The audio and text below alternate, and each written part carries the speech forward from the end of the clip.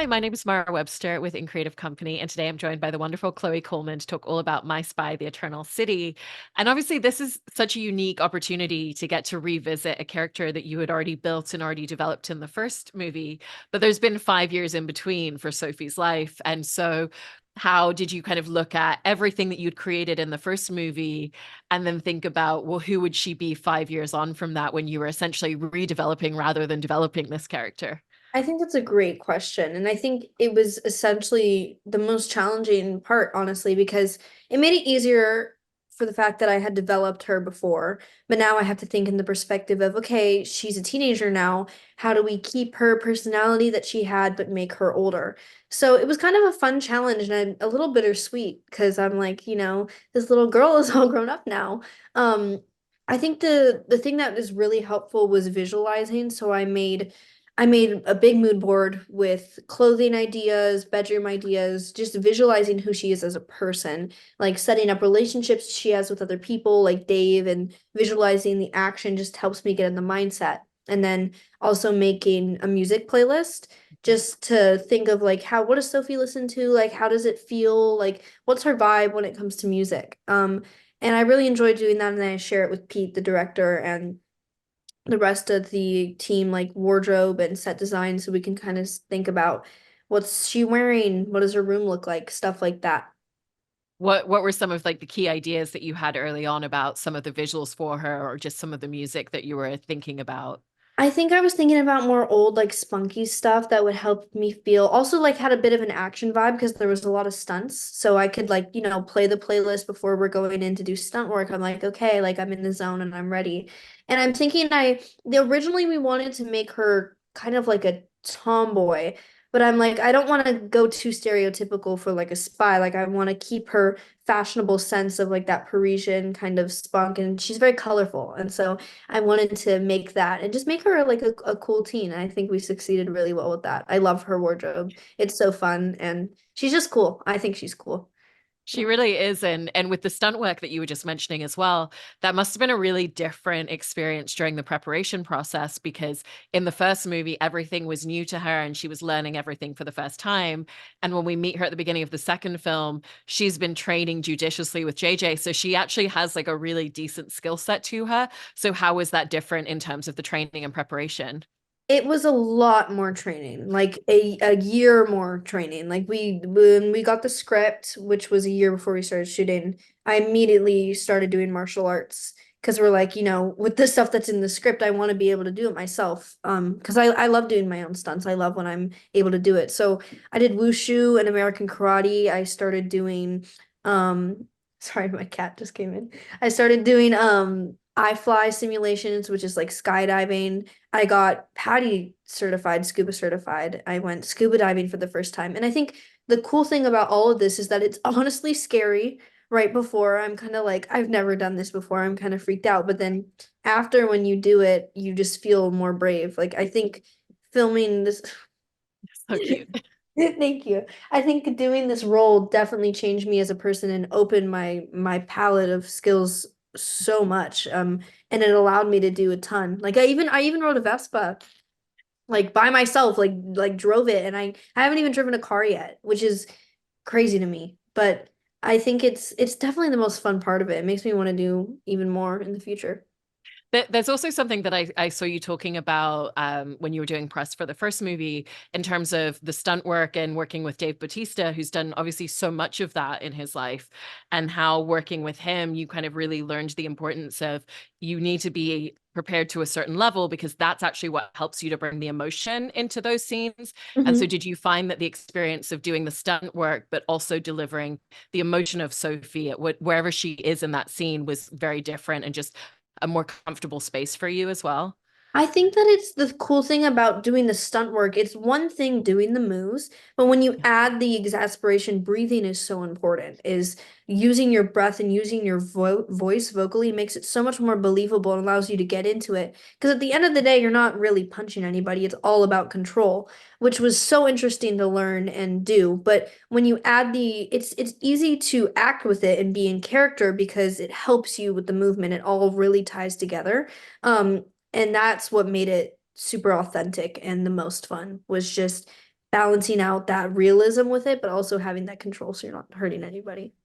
Yeah, no, that completely makes sense. And also in talking about Sophie's relationship with JJ in this film, again, it's such a different space because the first film was very much, seeing this potential for someone to be a partner to her mom and someone who was like a real paternal figure to her. And now it's the two of them literally living in a house together while her mom's away. And he is her dad and he has been taking care of her for all of those 5 years. But going back to what you were talking about with her going through teenage years, she's also rebelling against that as well. And so, how did you want there to be a real closeness that she has with him, but also kind of finding those spaces where she's trying to create a little bit of distance for herself? I think the most relatable thing about this film is that teenager dynamic of Sophie wanting that independence and pushing away because every family experiences it really. And, in the first film, she didn't really have anybody, she didn't have any friends. And then she's in high school now and she does have friends. And she's like, I want my independence, I want my time, and I think I know everything. And she, has a sense like, I don't need him, which isn't true. And I think she learns that through the film, which is really beautiful to realize that he's always going to be there for her and you just see how much they love each other and I think that's so special. um I hated being mean to Dave. I really did not like it at all. And there was some we had like various versions of sometimes Sophie was really mean and less mean. So we captured a little bit of everything. And thank God she's kind of a jerk to him in the movie, but she's not horrible. And I was always talking to Pete. I'm like, why does she have to be so mean? I'm like, come on, like I don't like it because I love Dave so much, truly. I don't like being mean. But outside of the moments where they're mean to each other, it's that dynamic that the two of you created exists, and you kind of see like these little callbacks, like the little like pinky promise that they have in the film being Yes. something that's always been a part of it. So how did you kind of work to bring the history and just those little kind of callbacks of their dynamic into this movie, even though, like you said, it's a different place for a lot of the film? I think you see the most is that snappy energy they have between each other in conversations where they're being sarcastic with each other and smart. So that was kind of like familiar feeling. But I think what's lovely is that we don't get to see that lovey like together dynamic for most of the film until the end. So it's kind of like this lovely buildup of them coming back together essentially. And the pinky promise at the end is really sweet where she realizes like, he is her dad. It's her father to her, and she realizes how much she loves him, and she's like, I'm sorry for being a jerk, but her life wouldn't be the same without him. And I think she's grateful for everything that he's taught her and has given her. Definitely. And you were mentioning before as well that obviously part of it is making this character feel very relatable and very authentic to her age in the film. And I feel like one of the small ways that it does that is through the crush that she has on Ryan throughout the film as well. Because that idea of, complimenting him and kind of like going in for a hug, but him not responding. I know, like Everybody's had those sorts of experiences. And so did you find that storyline also just gave you a lot of the naturalism and authenticity for everything that she's going through at this oh, age? totally. Because I think here's the thing. She knows like she's got it all until it comes to boys, and she's like, I don't really know what to do here because it's new to her. And I love that the audience gets to share the experience of her experiencing that for the first time because we see a more vulnerable part of Sophie where she's doesn't really know what to do and she needs help from her friend Colin and she's trying to figure it out. And I think that's just interesting. We're really growing up with her as she's experienced this. And you know what I think is funny? She was rebellious in the first movie, and it's even more dangerous now that she's a teenager and she's sneaking out and being extra rebellious. Like, come on, Sophie. Like she's she's awesome. And I think that she's strong. Like, I love that she's strong physically. I love that she's a fighter, and I love that that's one of she's kind of fearless in that way, and she'll do anything to protect Dave, and you really see her care about him, especially when he's at risk. And then those moments to save him, she really she really is there for him. Did you talk with Peter as a director of the film quite a lot about, what are the things and ways in which I feel like she's developed a lot, these would be her Definitely. computer skills, because it's not just the physical strength, it's even just the ideas that she has and the way that she responds to situations. Oh, totally. I talked with Pete so much about Sophie.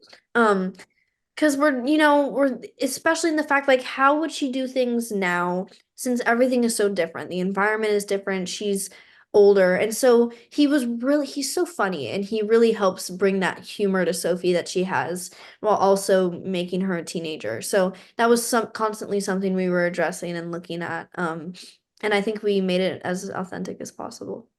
And you're bringing up her friendship with Colin as well, and it's really sweet to watch that space because when they're together, she doesn't have to try to be any version of herself. It's just pure comfort. And so, how did you want the scenes that she has with Colin to be very different? You know, it's the polar opposite of when she's around Ryan and she's very hyper aware of everything about herself. I think that's just what yeah, I think what's interesting too is like I love that we have kids in this film and I love that we get to touch on that because in the first one Sophie had no friends. But now she does. And I think Colin is such a special character because what makes him such a good friend is that even though he may have some feelings for her, he's still supportive of her. And that's just, he's there for her when Ryan isn't. And that's what makes him a good friend. And I think is what makes him attractive is how much he cares for her and how much he's there for her. And there's a lot of special moments they share in the film where they just like, you really just see what good friends they are and how much they care about each other. And he's a real one. That's what I think is so cool about him. Yeah. And, you know, in touching upon the fact that Colin has feelings and talking a little bit about the later dynamic with them in the film, how did you want things to really shift and change a little bit once she realizes, oh, he actually has feelings for me that go beyond friendship? Because it's that thing of, does that change everything? Maybe it does, maybe it doesn't, maybe everything's still just the same.